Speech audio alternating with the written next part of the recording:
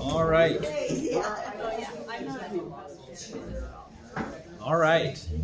Let's go ahead and gather at our tables, and we'll start our regular discussions.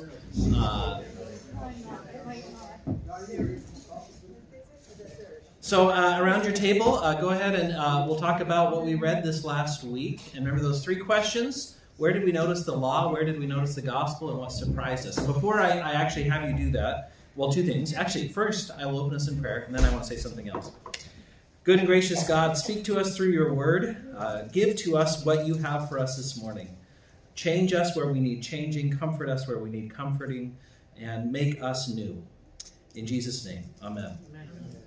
Just a couple words, because this question has come up, I think last time, when we talk about law and gospel, what do we mean by that? And actually the reason I have you asking these questions every week is because I want us to keep wrestling with that, because I think the only way really to learn this distinction is to just practice it and be wrong on it a bunch of times. That's fine. There's nothing wrong with that. But when we talk about the law, we're talking especially about what is commanded of us to do, what God expects of us, what God tells us to do. But it's also what it does not make us able to do it. So a way Luther says this in one of his writings is, the law says do this, and it is never done. Right? Paul in 1 Corinthians calls this the letter that kills. We have the law as a letter. It's written, but it doesn't actually make us able to do it. And so we end up on the wrong side of that letter. So that's what we mean by the law. So the law has a good function, just as the governing authorities, police, have a good function. But if you're on the wrong side of the authority, now that function is against you, right? But it's there for a good reason, even if it's against you. It's against you for the sake of your neighbor. All right, so the second thing then is the gospel. When we talk about the gospel, we talked about what God is promising to do, and especially what God is promising to do for our benefit. So if the right response to a command, a law, is to obey it, right, to do your best to fulfill it, even if you won't be able to do that entirely, the right response to a promise is to trust in it, right, is to have faith in it. That's what we mean by gospel. So gospel prior to Christ often takes the form of, there's one who's coming, right? Or I will deliver you in such and such a way. After Christ, the promise is much more specific. It's, here is what Jesus has done, right? But we're before Christ in our reading now. So the gospel is going to be there, but it's going to look a little different than maybe we're used to looking at it. So when we talk about law and gospel, that's what I'm hoping that you are starting to notice and get a feel for as we go through the Bible. Know that the law is typically going to make you uncomfortable. Right? The law is typically going to make you uncomfortable because you're going to perceive yourself against it. Sometimes you'll be like, yes, I wish I could tell that to all of those people who have sinned against me. Sometimes the law makes us feel very prideful, right? But usually that comes right before a fall, as the saying goes. The gospel is typically going to make us feel comforted, right? Although it also, if we're not sure we can quite trust the promises might actually be offensive to us until we trust them. So when we hear, well, God has decided to forgive you, well, who asked God to do that, right? If I don't trust that promise, that now is actually a bit offensive. But the gospel will typically feel comforting. So that's a way of listening for, feeling for what we're talking about here. All right, with that, I'm going to send you to your discussion. So where did you notice the law at work? Where did you notice the gospel? And what surprised you in the text?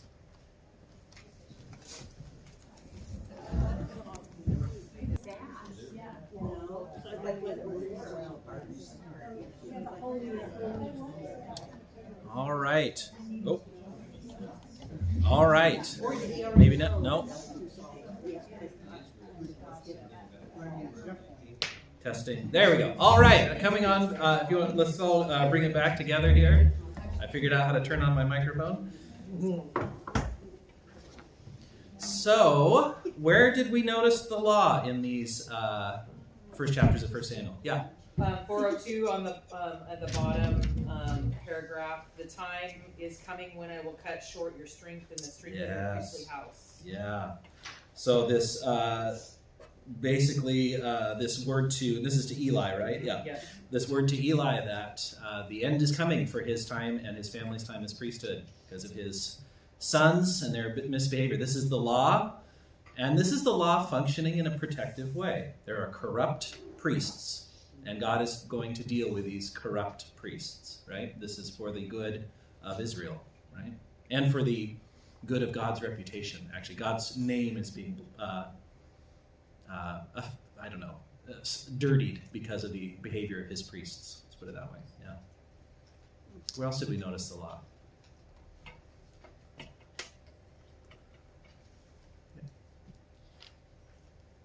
Go ahead. Yeah. I'm thinking like Eli knew how to what his sons needed to be taught, but he didn't. He disobeyed. So Yeah. So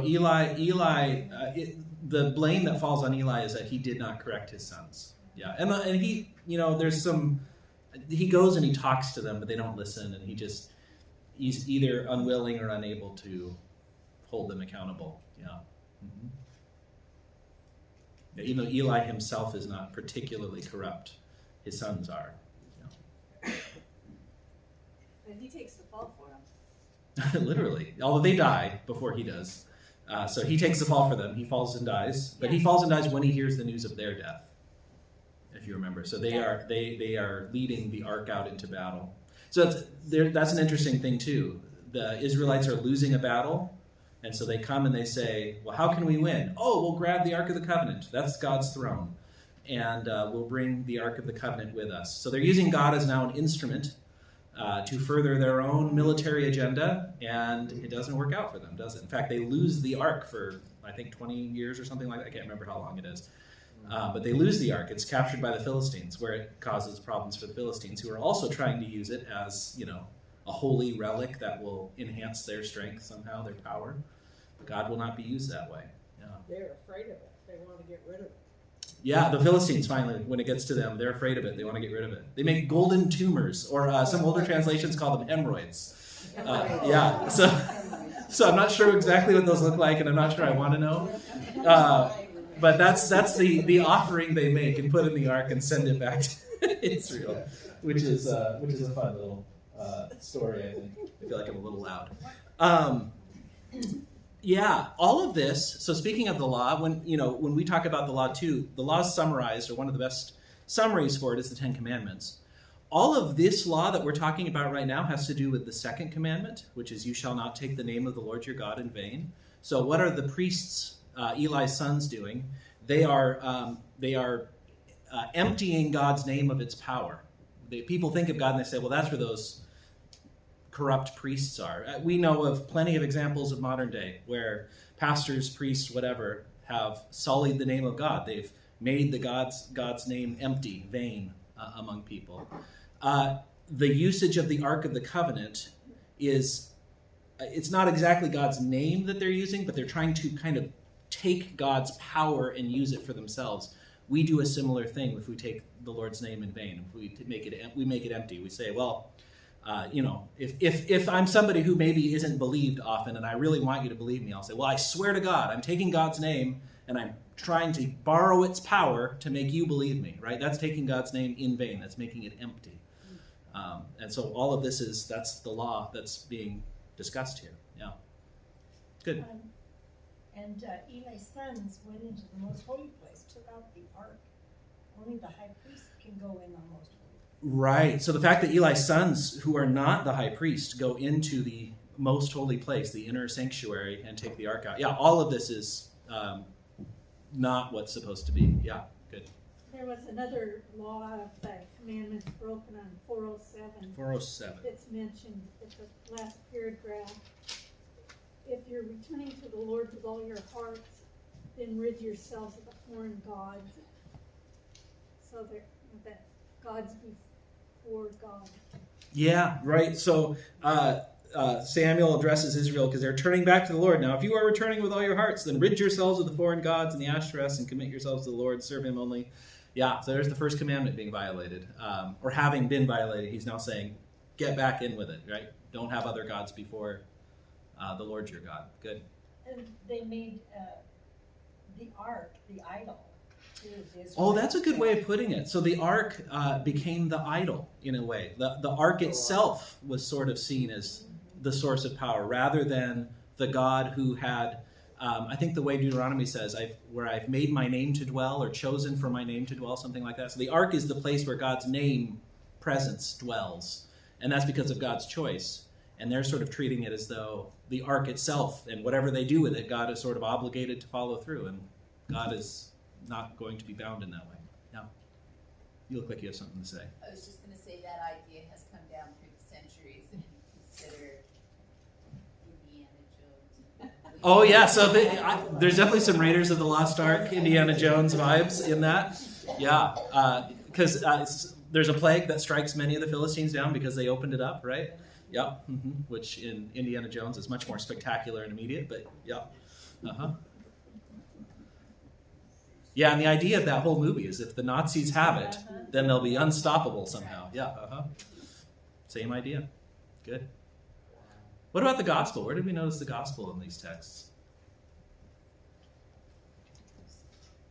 I'm not sure it's the gospel. I was talking about earlier, but when Hannah has a child, she gives the child to Eli. Yeah, good. To the church, to whoever. Yeah, to the temple, or it's the tabernacle. The temple hasn't been built yet. It's still the tent, the tabernacle. So Hannah's prayer, and then her being able to have a child. It's interesting, the first part of that, the way it's described is the Lord had shut her womb. You notice that, right? The Lord's hand is against her. Naomi in Ruth says the same thing. The hand of the Lord is heavy upon me because of my husband and my son's deaths. Rightly or wrongly, she blames it on God. At the very least, you can never say for sure what God is doing very specifically unless God has come out and told you. At the very least, God doesn't prevent her womb from being closed, right? So in some ways, the buck does stop at God, right? But that's a good twist on it, rightly or wrongly, whether it was God. Yeah. It puts a different twist on it of maybe that's just how it was, and God opened her womb and showed grace. It could be, yeah. Although, why didn't God do it earlier? Right? And we never have an answer to those whys. So I don't ask that as a question actually to be answered. But to some level, God is responsible for everything that happens, good and bad, which is a hard thing. Yeah. But Hannah went and prayed honestly. Hannah did pray honestly, yeah. And I think, and had been doing it year after year, it sounds like. Sounds like she had done that every year. But the opening of her womb, I'd say that is a word of gospel, that God has done something outside the normal course of things, outside the laws of the world. God has done something special now to open Hannah's womb. And she gets this, angelic annunciation of this child who's going to be born. Or it's not an angelic, it's a priestly annunciation. I'm confusing. No, is it? I can't remember. Does she get an angel that visits her before? I'm confusing things now. No, I'm mixing that up in my head.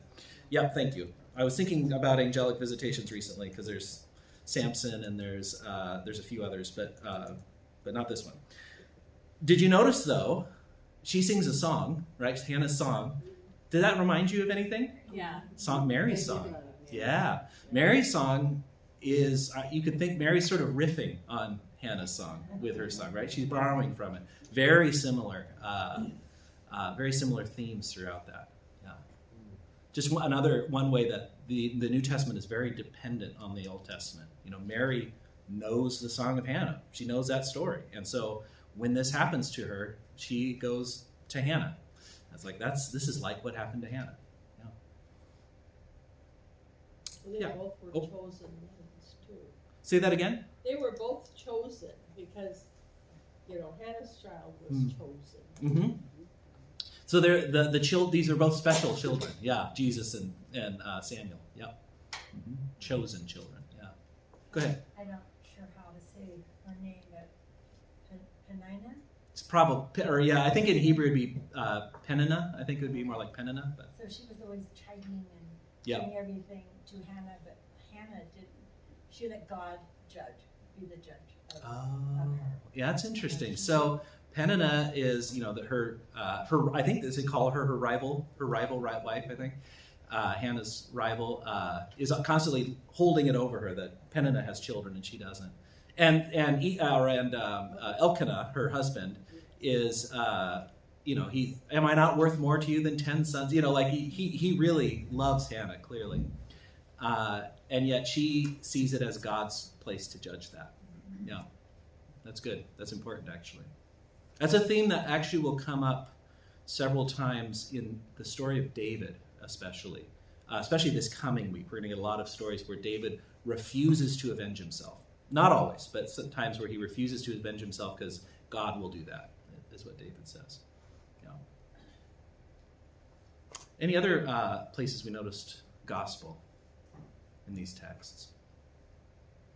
Yeah. Page 411, and at the bottom, says the Spirit of the Lord will come powerfully upon you, and you will prophesy with them, and you will be changed into a different person.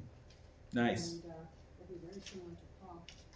Yeah, very good. So this is on page 411. This is a promise given to Saul when he's being anointed or about to be anointed. No, he's just been anointed. You as you approach town, you will meet prophets. The Spirit of the Lord will come powerfully upon you. You will prophesy with them. You will be changed into a different person. Yeah, isn't that? Just 2 paragraphs down, as Saul turned to leave Samuel, God changed Saul's heart.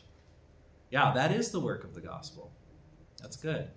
It didn't last. Yeah, but it doesn't. So this is the tragedy of Saul, and actually the sermon text today, which we'll be reading.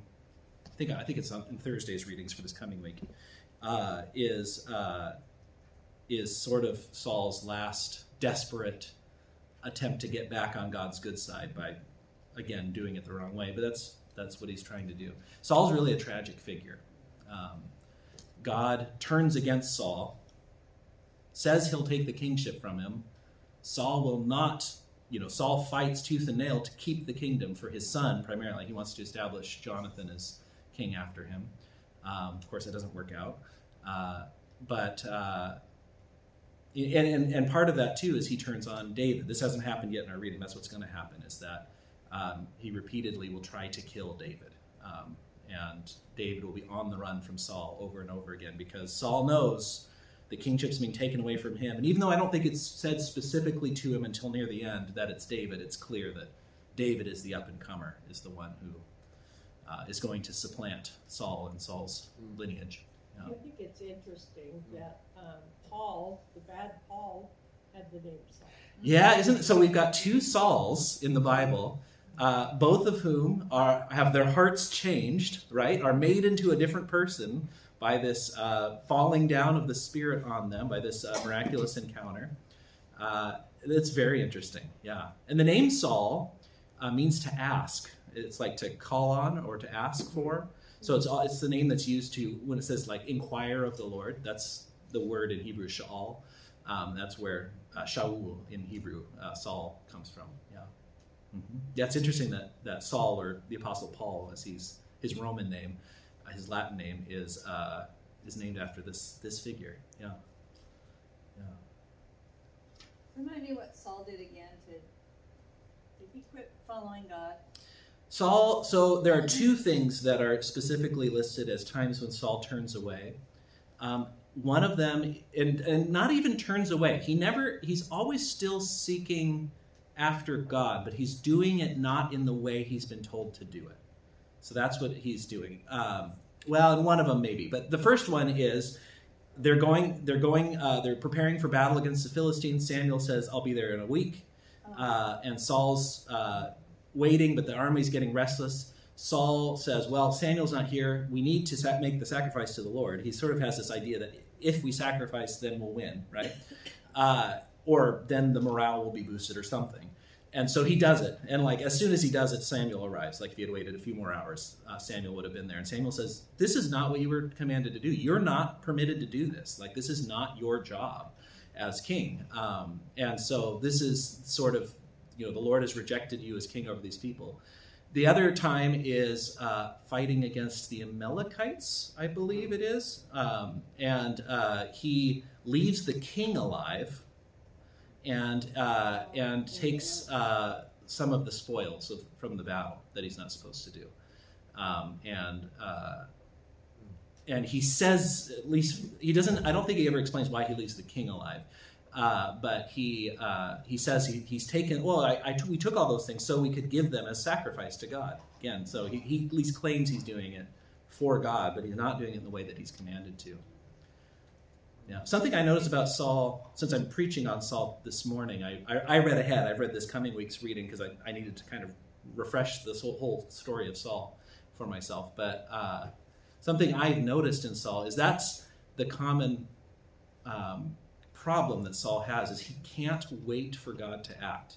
He always has to force it himself. He just can't trust that God is going to actually step in. It's a big contrast between him and David. David's not great in a lot of ways. David has, in some ways, his sins, at least from a modern perspective, are worse than Saul's. But David has no problem waiting for God to act. Like, that's a thing that David repeatedly does, whereas Saul really never trusts that God is going to be on his side. And, I mean, early on, the kingship, he's rejected as king, but even before that, he's not trusting in God. He's, well, Samuel's late, I need to do this myself. And how many times do we do that? Yeah. And are thankful for the gospel. Yeah. Or me. Yeah, absolutely. No. And justifying, why you do something. Mm-hmm. Yeah, I imagine we see ourselves in Saul quite a bit. I've definitely had a lot of times where it's hard to wait and you just feel like you have to do something, but sometimes you're doing something actually just makes it worse, which is what happens with Saul. Well, because you don't know the outcome. Because you don't know the outcome, right? Yeah. Well, a lot of times it seems like Saul would go to Samuel and ask him to talk to God. So yeah, you don't sense a connection between those two. You sense that Samuel is his one that talks to God. Yeah, that's a difference between another difference between Saul and David is that Saul he really relies on Samuel as the go-between, always between him and God. Except when the one time he steps out of line and does the sacrifice on his own and it goes badly for him. Like, that's the one time. But even then, you kind of get the sense he's just going through the motions of it, right? Like, it's like, if I just do the steps in the right way, it doesn't actually have anything to do with actually relating to God in a particular way. Whereas David, it sounds like David knows God like Moses knows God, almost. Like, David has this very personal, real sense of the Lord of Israel, that delivers him from the hand of the lions and the bears and the giant, and Goliath, the Philistines, all that. So, yeah, a big difference between them. It was like the ritual itself was more important than faith.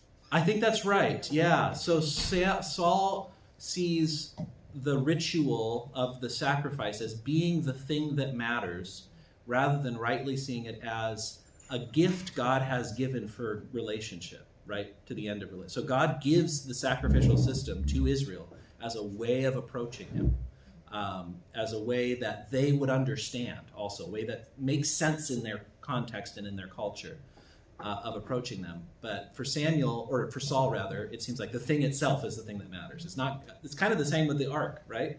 It's like the ark is the thing that matters, not the God who makes the ark holy. Yeah. There have been just a few things, well, not just a few, but a few things that this class and this reading have just like, kind of been highlighted in my mind. And one of those is the difference between sacrifice and sacrament. Yes, So I good. appreciate that. And when you talked about that, I kind of was like, why didn't I catch that in confirmation? Why was that not like me? Yeah. But it is now. Yeah, good. Yeah, so just highlighting the difference between sacrament and sacrifice, which is primarily sacrifices us to God, and sacrament is God to us. It's sometimes called the sacramental reversal, that God has reversed the direction of the altar, that instead of going from us to God, now the altar is especially delivering God in bread and wine primarily to us, right? Yeah. What surprised us in this text? What came up in your tables? Or bothered us? There's a lot to be bothered by in this section, I One think. thing that surprised me is Yeah. on page 420, it says, "An evil spirit from the Lord Good. I was hoping that would come up. came upon Saul." So page 420. Where on the page is that? Can you help me with that? Third paragraph, 420. 1, 2, 3. Says, "But an evil spirit from the Lord came on Saul." Yes. He was sitting in his For some reason I'm having a hard time finding it. Which paragraph? 422. Oh, 22. 422. I'm on the wrong page. That would do it. 428. 428. Well, it happens a few times. So there's but either way, the evil spirit from the Lord. Yeah, there, 428. The evil spirit from the Lord came on Saul as he was sitting in his house with his spear in his hand. While David was playing the lyre, Saul tried to pin him to the wall with his spear. So here's Saul being turned against David. What does it mean that? Are you referring to 4:22, where it says, "Now the Spirit of the Lord has departed from Saul, and an evil spirit from the Lord tormented Yes. him"? So these are both these. Yeah. So it happens again on 4:28. It seems to be a thing that would periodically happen to Saul. Yeah. So that's troubling. An evil spirit from the Lord. That does not seem like the way we normally talk about evil.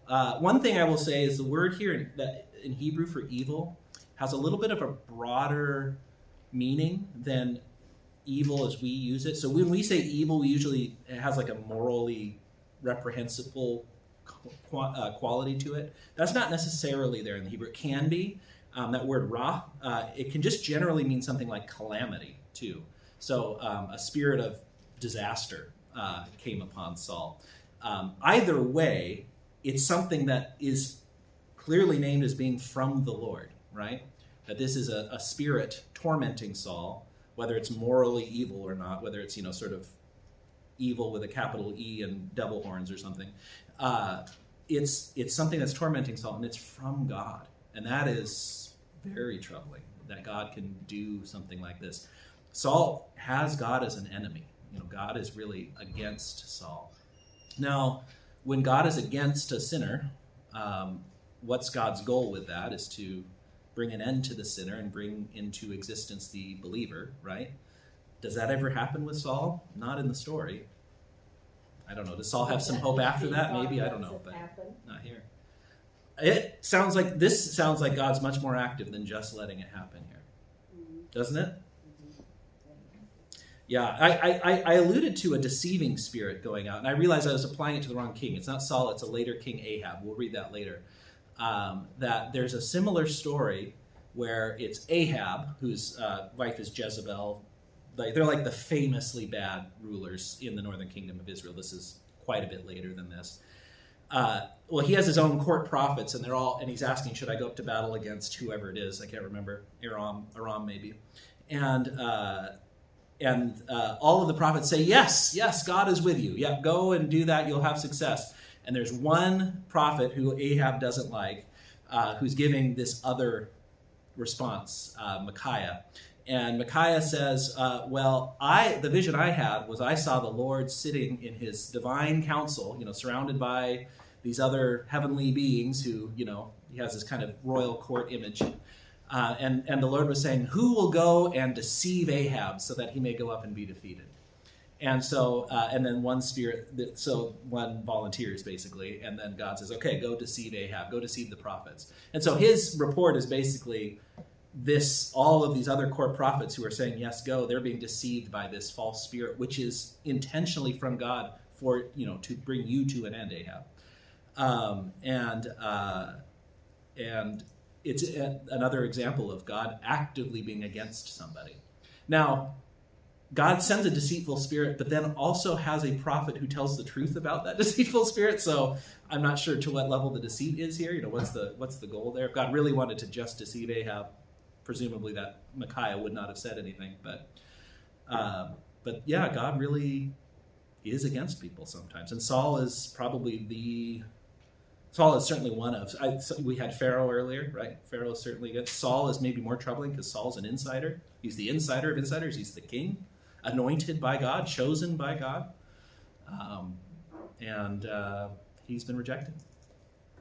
Now, what would have changed if Saul had been more like David and kept going back to God? Because David does that. David gets condemnation from God, and David goes and prays, and God forgives. That happens with David. Saul doesn't do that. He doesn't know to do that. What happens if Saul had let go of the kingship when they said the kingdom's being taken from you? Would Saul's end have been different? I don't know. I don't know the answer to that, but maybe. No. Yeah. A little surprised. On page 410. 410.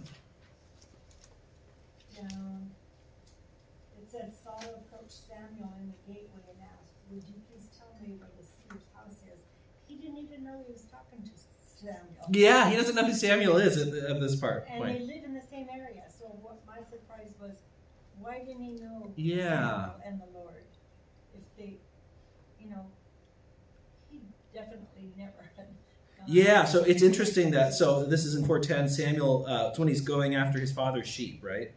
And they hear, oh, there's a seer, which literally seer, that's what that word is, like, somebody who sees, a seer, a visioner. There's somebody who has visions from God, who knows things. And they're like, oh yeah, let's go see that. How did he not know who Samuel was? That's a good question. I don't know. They are a few days' journey away from where they live, so it's not like he lived right in the neighborhood. And also, He wasn't up in Dan. yeah, I don't know exactly how close they were or not, but the distance, Anacortes is close, but if I don't have cars, right. Anacortes is not close. That's a journey. This is a time when most people never go more than, 10 miles from their home, ever in their whole lives, right? But something that bothered me.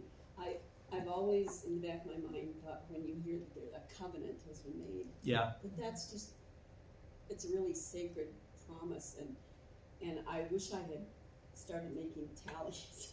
How many times somebody made a covenant, Saul made a covenant that he would not hurt David, and then he does. And then he makes another covenant, and then he breaks that, and then he makes another. I mean, the covenant is not, I guess I was, I don't know, maybe the word disappointed. Yeah, so disappointed in how cheap the word covenant is, really, how common it is. Yeah. And covenant really, maybe a good way of translating it in the modern time would be just say contract. That's essentially what it is. It's a deal between two people. Sometimes covenants are one-sided. That's more what we'd call a promise, or to use the old word, Luther preferred the word, well, he spoke German, I don't know. The equivalent of the word testament, right? Which as in the sense of like a last will and testament. So Luther makes a big deal of the Lord's Supper being the New Testament of that Jesus leaves, that is in effect upon his death, that this is now the giving of the inheritance after he dies. But covenant can be just very common, and it's broken by people all the time. Yeah. One of the oldest pieces of writing we have is a business contract between two people for the sale of certain goods. It's and another one of them is from around. There's another one. Maybe it's the same one. I can't remember. But it's complaining about the quality of the goods that somebody sold. Like this sort of deal making. This is very old and basic to what it is to be human. I'm having a hard time reconciling Saul and the evil spirit that comes upon him. And to me, that's kind of the chaos that maybe why he breaks the covenants, but with modern day times and mental illness that people have. And people take some of that out of context. And I'm just having a hard time reconciling. Yeah, so the question is reconciling like this spirit from Saul that's driving him mad. Right. There's another king later, Nebuchadnezzar, who has something similar to happen to him. He's a Babylonian king, but and comparing that to the reality of mental illness today, what we call mental illness. Yeah, I don't know how to reconcile those two things. I don't think you can, I'm not convinced that you can just say, every time we hear about evil spirits or demon possession, like in Jesus' stories, that that they were just using supernatural language to describe what we describe, diagnosis, bipolar or schizophrenia or something. So I don't think you can just say that. On the other hand, I also don't think you can just say, well, mental illness is always evil spirits, right? There is some, not maybe as many people who would go more that direction. Somehow these things both exist, I think, and I imagine the reality of evil spirits is more than we give credit to. And there may be some overlap between the two. That is hard, there are spiritual things that underlie real diseases of the brain, I take medication to regulate the serotonin levels in my brain, right, to help that out. Like, that's a real thing. Yeah. But there's also spiritual pieces to that. I don't know how to tease them out or reconcile them, but that's a good thing to be wondering about. Yeah. And how the servant said, when you feel this way, listen to the music and then you'll be good. Yeah. Which I thought was interesting. Isn't that interesting? Yeah. David playing the lyre for Saul is what calms him when this I don't know, spirit of Yeah. anxiety or something, right? Yeah. Well, music's supposed to help depression and stuff. Yeah, right. So music helping depression. I mean, it's very good advice. I mean, it just seems very relatable, right? If you've ever struggled with anxiety or something, sometimes music is a great way of And people being with coming home. Alzheimer's, the music will just. Yeah, people with Alzheimer's or other dementias, sometimes music brings them back. I remember singing with Charlotte Steiner. She loved to sing, and she never remembered who I was or where I was coming from. But we'd pull out a hymnal and we'd sing together, off tune because she couldn't really hear, but that's okay. But she had those, she remembered hymns. Isn't the devil a spirit too? Yeah, good question. So, evil spirit? yeah, so is the devil, when we talk about the Satan, an evil spirit? Maybe, I guess. I don't really, it's hard for me to describe sort of the metaphysics of what's going on when we talk about spirits, because there's a lot of, so all of our images of devils with tails and horns and all that, like that's all like early medieval or even a little pre-medieval like Germanic imagery. Like that's where that comes from. It's like European imagery. That's not the understanding that is when they talk about evil spirits here. I don't think these spirits seem to have any sort of form to them. And sometimes I wonder if spirit is a little bit more, this is just me speculating now, so take this with 2 huge grains of salt at least.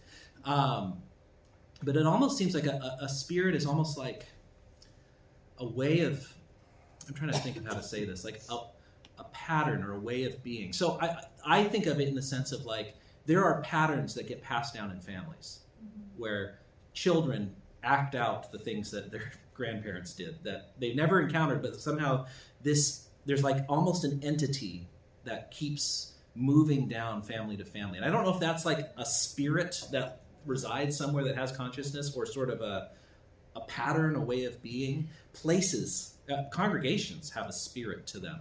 You can walk into a congregation and immediately feel this is a place where people love each other, right? There's a feeling, there's a spirit there.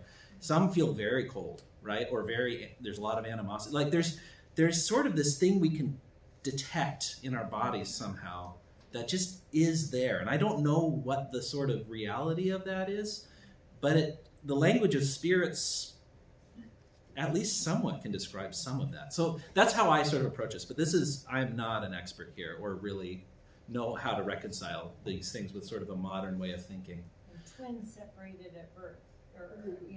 Oh yeah, so yeah, we have other stories of of siblings or twins who, something happens to the other one and the one sort of senses it, feels it. Maybe some of you have experienced. There's these.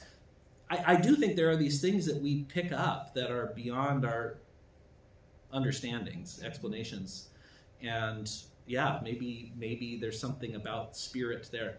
I don't know. For me, I hold it all loosely in the sense that like the gospel doesn't reside on these, yet they do describe something that we experience, right? At least we experience things that are analogous to this anyway. Yeah. They always mention like heavenly hosts. Oh yeah. Angels and different beings or whatever. Yeah. So yes, questions about angels, heavenly hosts. So hosts means armies. It's just an old, that word has sort of lost its meaning in English, but that's what it is. So I think, I'm trying to remember if this translation uses it that way. There's a title for God, Yahweh Sabaoth in Hebrew, which is often translated the Lord of Hosts. I think it's a different word here, or maybe they call it the Sovereign Lord here. I can't remember I don't remember how this translation does it, and translations will do it different ways. The Message translation, Eugene Peterson's translation, if you've ever read that, translate God of Angel Armies, which I think is actually a pretty good translation of the name. But in certain versions of A Mighty Fortress, that Sabaoth his name, Sabaoth his name, that's what it is. So that's the Lord of hosts. So that the angelic choir singing to the shepherds, there's some intimidation there. There's a show of power there. The heavenly hosts. This is the army of God, and they've come to sing. Right? Isn't that interesting? Yeah. It's interesting the people they came to sing to. Yeah, and they came to sing to shepherds of all people. A lot more important people they should have gone, or could have gone to. Should have in the world's logic. Keep in mind this question about Satan. Notice we've never heard the word Satan. The word Satan has not happened yet. I don't think the word devil has happened. We have the serpent, right, in the Garden of Eden story. Never named Satan or devil. Is that the Hebrew interpretation, or Are you asking what like Jewish the name? interpretation? Yeah, whatever in the Bible. Yeah. So the serpent, the word there for serpent is a word for that you could use for other snakes. It's not a particularly special word. So the theological interpretation has been, yes, this is the devil, the tempter, right? Satan, when Satan comes up, it's going to be much later. In fact, I don't think we even hear the word Satan until we're in the writings, so in the fourth volume or third volume. And the word Satan means adversary, Satan, in Hebrew. There's I think in Arabic has a similar. It's like shaitan or something like that. But they're the same. It means adversary or opponent. And the first time, well, the best kind of picture of Satan we get in the Old Testament, actually, the most direct one is in the beginning of Job. So we'll get into this in the spring. But in Job, there's this, at the beginning, God is speaking with Satan, right? The Satan is there. And Satan is sort of saying, well, and God is like, have you seen Job? Have you seen how faithful he is? And Satan says, oh, God, it's only because you blessed him so much, right? And so then all these bad things happen to Job. It's interesting, Satan is not God's enemy there exactly. He's clearly Job's enemy, but he's not God's enemy. He's almost more like God's district attorney, right? He's there seeking guilt to find out in people. Like that's sort of his job. And that word adversary evokes some kind of courtroom ideas. So Satan is this being that is trying to convict the people and separate them from the Lord's favor, right? That's sort of Satan's role. It's almost like Satan has a legitimate role, but by the time of Jesus, it's clearly out of hand, right? And Jesus is doing something now. Okay, we're doing away with this accusation, the accusatory role. It also means Satan usually works through the law, which is sometimes a surprise. We often think of Satan as being an enemy of the law, and in a sense, Satan is. But Satan utilizes the law to be an enemy of the gospel, because that's actually the bigger prize to be won. That's the bigger fish.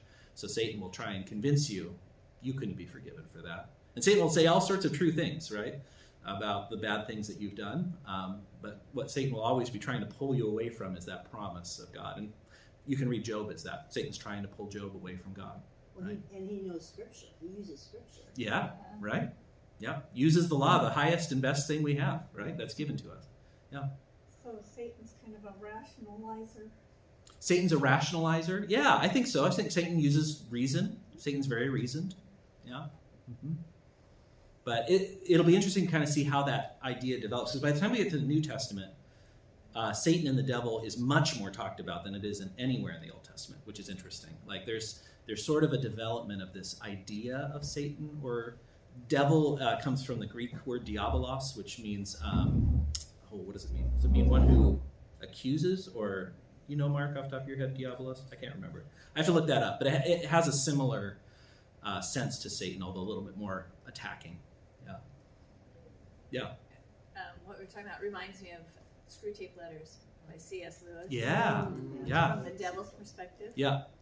It's So, pretty interesting. Screw Tape Letters by C.S. Lewis, which if you've ever, it's C.S. Lewis's, they're a series of letters between Screw Tape and Wormwood. Yeah, and Wormwood, who are these demons, devils, that have their assigned people they're trying to undermine, and they're writing back and forth about, he's getting advice from his mentor, Uncle Demon, something like that. But talking about the sort of tricks, the ways of undermining faith. I haven't read those for a long time, so I don't quite remember the specifics of them. But I don't either, but I remember. But that's the devil, C.S. Yeah, it's Lewis's take on this is how the devil works, and it's not in the ways you expect. Yeah. Good. And he's doing it all the time. But doing it all the time. Yeah, and when he's not, we are. right? Yeah. Yeah. Chris, I saw, yeah. So I kind of am thinking about Saul here. Yeah. And did God not know what would happen with Saul if he would kind of go off the rails? Mm-hmm. And we have been granted free will. Hmm. And was Saul using free will? And as we use free will, does God know that? These are big questions. So the question is, does God know how Saul's story is going to turn out? And does Saul have free will in that? How does the classic philosophical way of asking this is, how does God's foreknowledge work with our free will? There's a lot of different answers to that. Luther's answer is actually to say, when what we have that we call free will is actually more bondage than it is free, because it's actually will not let, or it does not want God's purposes to carry out. And so our free will, such as it is actually bound choice always against God. So we don't have free will in that sort of sense. Now, he's not saying by that everything I do is determined, like that I decided to wear this jacket instead of another was like, baked into my DNA or something like that. He doesn't mean that, but he means in relation to spiritual matters, we are always turned to put ourselves first, or to create idols other than God. Like, this is part of what we mean by sin, is that our free will really isn't free, at least in regards to the things that matter. It's bound, and that we are bound by what we want. So you can't change what you want, right? Or it's very hard to change what you want. And will and desire are closely bound together. So is Saul free? No, I'd say he's bound to want the kingship more than to relinquish to God's will, for example. He's not acting freely in what he does, and yet it's not like God is forcing him to do those things. So he's acting of his own accord, but I wouldn't call it free, if that makes sense. Yeah. Freedom is something other than just having all availabilities before you. There's something bigger to freedom, or there's a more real freedom than that. Yeah. That's a good question, though. Keep holding on to that. That question is wrestled with in Scripture again and again. Yeah. I also want to comment about David's brothers. And if you're a parent of sons, they, I want to say the word attack, but attack is too strong. Yeah. They can give each other that time. Yeah. And even though everybody is loving David, his brother is like, come on. Yeah. This little interchange between David and his brother at the Goliath story. Is that what you're talking about in particular? Oh, yeah. Yeah. I know why you came out here. I've seen this. Yeah. Yeah. This is very familiar to anyone who knows any brothers or perhaps raised them yourself. Joseph's brothers. Yeah, Joseph and his brothers. Yeah, brothers. I think brothers maybe more often don't get along in Scripture than they do get along. Yeah. Well, both of these brothers too was special. Joseph was the beloved of his father, and David had been anointed over his older brother. Yeah. So these are younger brothers getting special treatment. Yeah, and they hate them for that. Saul hates David for that, right? Actually, even though as you will see this coming week, David never gives any reason. David is excessively deferent to Saul, actually. There must have been some battle between them, obviously, like Chris says, but when he says, I know, when the brother says, I know how conceited you are, how wicked your heart is. Yeah, what's the story behind that? I know how conceited you are, David's brother says. He's a child because he's the youngest. Yeah, or he's gotten this favoritism. And just before that chapter is when David is anointed as king. And all of his brothers are not anointed. Like, very specifically come in one by one, and Samuel says, nope. So there's some animosity there, perhaps. But also, who knows what sort of squabbles they've had at home, too. Well, I don't know. They talk about his looks 2 or 3 times in there. Yeah. How good looking Yeah. he is, and Yeah. his fit, and Yeah, he's ruddy with and handsome of appearance. Yeah, that's described of David several times. And ruddy can mean red, so there's a tradition of David being a redhead. I don't know, maybe that's what that means. Maybe it just means he's sort of flush all the time. I'm not sure. Yeah. The Message in the Goliath story translates it, what is it? Red-cheeked, or apple-cheeked and peach-fuzzed, or something like that. Because it's sort of emphasizing his, like, he doesn't look like a warrior. He's kind of a pretty boy in some ways, or something like that. Yeah. Mm-hmm. Good. He wouldn't have been out watching the sheep if he were a chosen one in his family. Yeah, he doesn't have the place of honor as far as he's the one who goes out and takes care of the sheep while his brothers do the more important work. Yeah. Mm-hmm. So, go ahead. Like that, you've got a lot of time to think, and you're by yourself. And I could see the relationship starting to have, even in his own mind, communication with the Lord. That sort of stuff. That's interesting. Thinking about different things out there. Yeah. I used to have to go up to our farm and go fence line. Well, I'm by myself for 3 or 4 hours. Yeah. And it's amazing what kind of things are around and you see. And sure. You start to realize there's something there that is stronger than you. Nice. I've never thought of that. That's very interesting. So I'm going to repeat it the best of my ability for the camera here. Making that connection between David always being out on his own, long periods of time, and having that time to think and to reflect and to notice the sorts of things God is doing around him. And you were bringing up the story of going out and doing fences for several hours and the sorts of things you're thinking and noticing out in creation. I recap that pretty well? Yeah. Yeah, that's very interesting. I'd never thought of that. That's very interesting.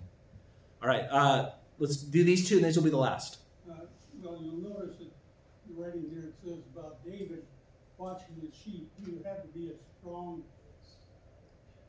person to kill lions and bears. Yeah, right. And protect the sheep. Yeah. So David has strength. He's out there defending the sheep from lions and bears. And I love how he puts it. The Lord, he describes it like, when they took the lamb, I'd grab them by the mane, or the beard. It's literally beard in Hebrew. I'd grab them by the beard, and then I'd slay them. And then he says, the Lord delivered me from their hand. It's like, you sounded pretty active in that, David, but okay, yeah. Yeah, go ahead, last one. Jesus went out to the wilderness for like 40 days. Yes, good. Reconnect, I guess. Yeah, so Jesus goes out to the wilderness for 40 days during the temptations. He goes out several times. There's other times where he goes to desolate places to pray, it says, goes up to the mountain to pray. Yeah, this something about being alone is important. Moses does it too. Yeah, good. That's good connections. Yeah. Well, I just want to say a couple words about what we're coming up on. And we've already sort of noticed this pattern because it's starting already.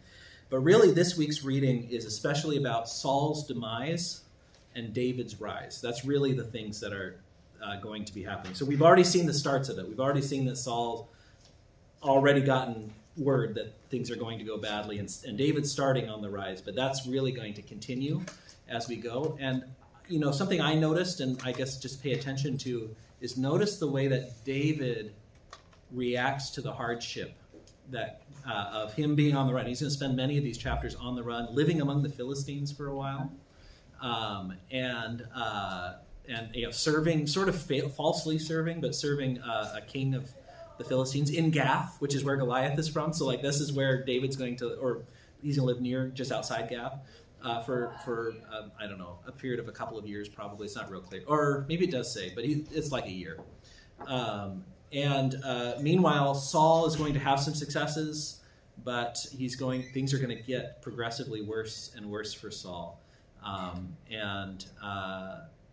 then finally, of course, they end in death for Saul.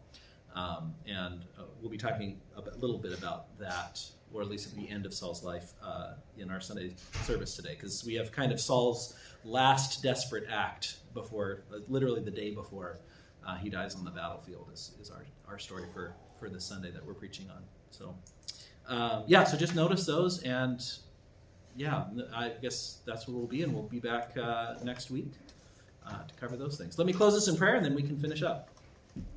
Good and gracious God, comfort us.